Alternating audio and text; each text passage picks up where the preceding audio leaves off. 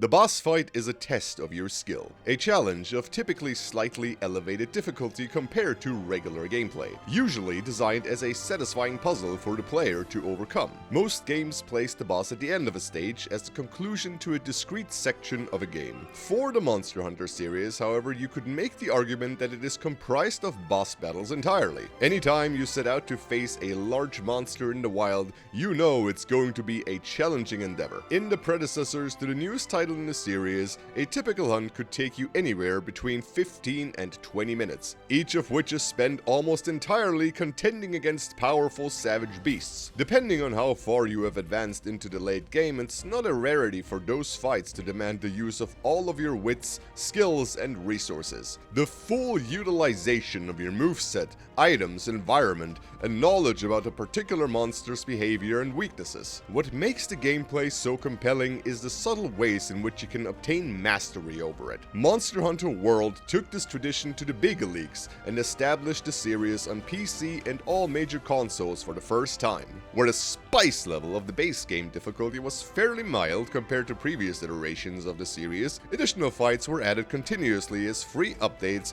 to raise the bar for players whose hunger for a challenge was not yet fully satisfied. Eventually, the full expansion Iceborne was released, adding multiple new areas, items, moves, and of course, new monsters and their subtypes to slay. Among these powerful creatures, some stood out as challenges of comparable severity to past entries in the series. Monsters such as the Raging Brachydios, Furious Rajang, or Elatrion, who were notorious for thoroughly kicking people's virtual posteriors. Brief shout out to Extreme Behemoth too for being the objectively superior fight of that unexpected Final Fantasy XIV and Monster Hunter cross-game promotion. I'm sorry Final Fantasy XIV players, you got the bum deal here. But none of the additions to the greatly expanded roster hold a candle to the final monster added to the game as the Emperor Regent of all apex predators. The closest thing Monster Hunter ever had to a true final boss. The dreaded Fatalis, a beast of fearsome notoriety that has terrorized whole generations of hunters. And to me, as one who learned to fear the mighty dragon regrettably late, Fatalis is the best fight in Monster Hunter World, if not one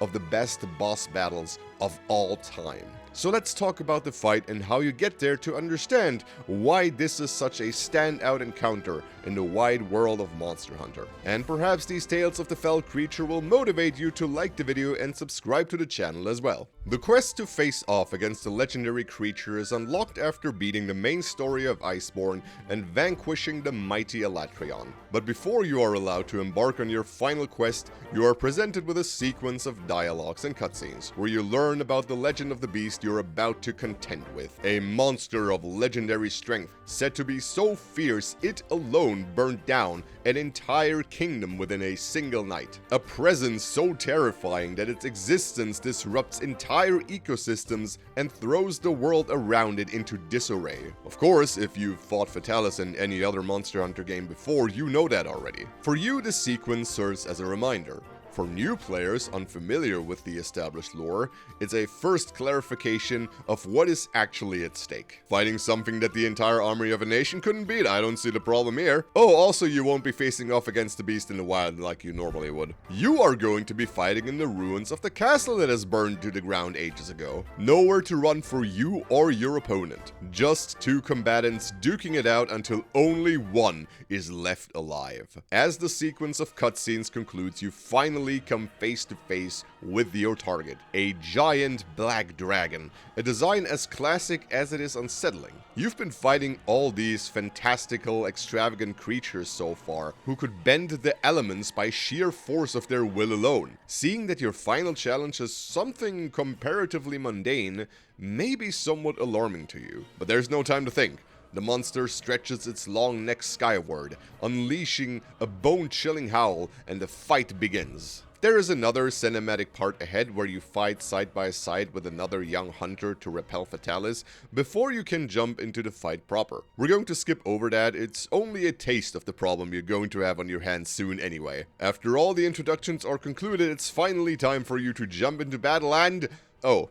Yes, this may be a problem. Perhaps in your brief first encounter, you have gained a measure of understanding of what you're up against. This thing plainly isn't normal. And that has applied to the last few free content update monsters as well, but honestly, it's just all over now. The damage here is unreasonable, with Fatalis dishing it out hard enough to remove you from the fight instantaneously. Anything but the best gear you can get your hands on will not keep you safe enough to survive. And even then, 2 hits is the most you can take. On top of that, it's hyper aggressive, probably more so than any other enemy you faced. There's barely a moment for you to relax as Fatalis relentlessly pursues and constantly tries to immolate you, and sometimes snatches you off the floor and attempts to mold you to its chest, much like you molded other monsters into combat gear. This is the only creature you've ever faced that's fighting with a seething and purposeful hatred against you and your kind. And having seen some of the bullshit in previous monster encounters, you're used to some opposition, but not to this degree. You card over and over and over again until you realize just what a monumental effort it will be to lay this thing low. You're going to be here for a while. But as with any other enemy you have to cut your teeth against, you get better. You anticipate correctly. You start to be able to exploit the few openings you're getting. Little by little, you chip away at the Goliath creature until... Oh god, no. Ah, yes, the phase transition. Sorry, there's a second phase to the fight, actually. I'm sorry I have neglected to inform you. I hope you didn't think it'd be that easy. There's 10 more minutes on the clock at least. Have I mentioned you're only getting 30 minutes to win? Yeah, no, get to it. You literally don't have any time to waste. But you're going to have to wait for Fatalis to finish because it's got a special move just for you. Fatalis takes to the sky and prepares a move against you that has formerly leveled an entire nation within a single night. It's a fire breath. Wait, hear me out, because this is the fire breath. The flame to end all flames, a literal ocean of fire. You are not surviving that. This is not your regular run-of-the-mill fire breath. This is a tidal inferno on a scale that engulfs the entire battlefield and more. A stream of flame so powerful and massive that you have no other choice but to hide from it twice. And even the massive 2-winged metal doors you're hiding behind for the second time can't stop it. You think you're safe until the approaching wall of fire melts the solid steel you're hiding behind.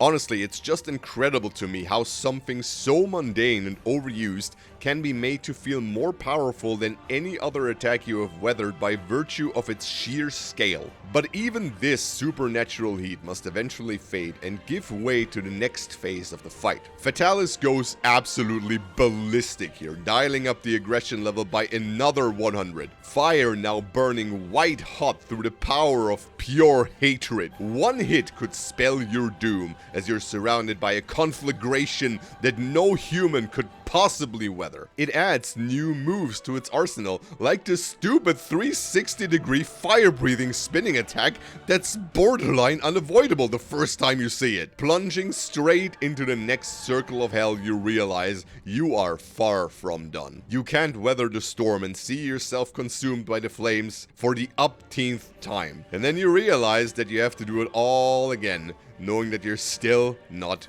good enough. And I was there too.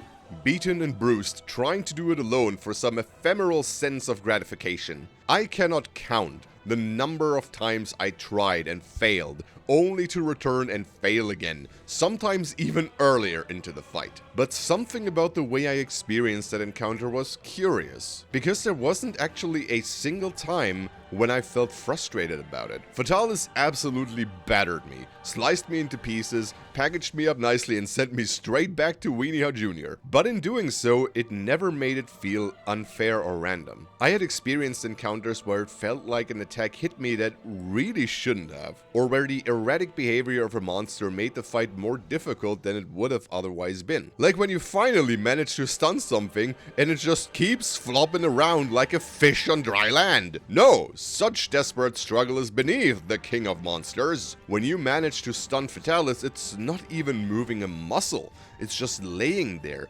taking blow after blow straight to the face. Like it knows it needs time to effectively recuperate, and thrashing around would be a waste of energy.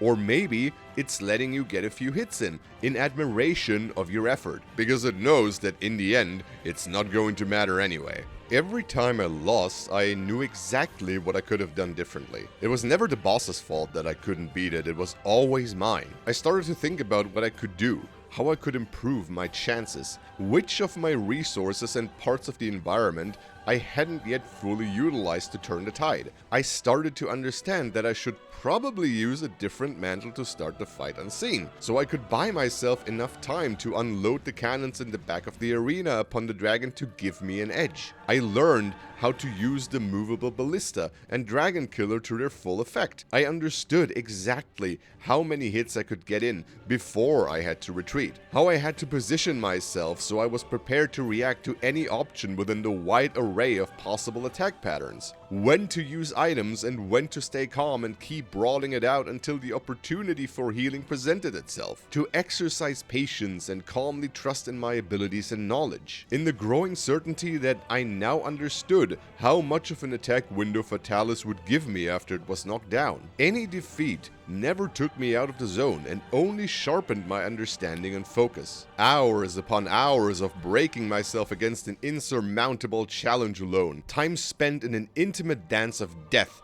with this fearsome creature that could take me out with a single swipe of its claw, over and over again witnessing the all-consuming fire breath descend upon me, making it to the second phase only to eventually run out of gas. And finally, at 2 AM in the morning, 2 hours before I had to start driving to the other side of the country, I made it way into the second phase. I couldn't leave it here. I wouldn't get to play again for at least a week. If I didn't do it now, this would be the only thing occupying my brain. It's now or never. It's going off. I'm dodging searing hot white flame that would otherwise end me in one hit. With every blow of my hammer, I inch closer to victory. For the first time, I am convinced I can win. And in the 11th hour, suddenly, the music changes. The Monster Hunter main theme starts blasting my ears as a prelude to my assured victory. I'm pumped with adrenaline, beads of sweat on my forehead, hunched over like a shrimp in my chair, with all of my moves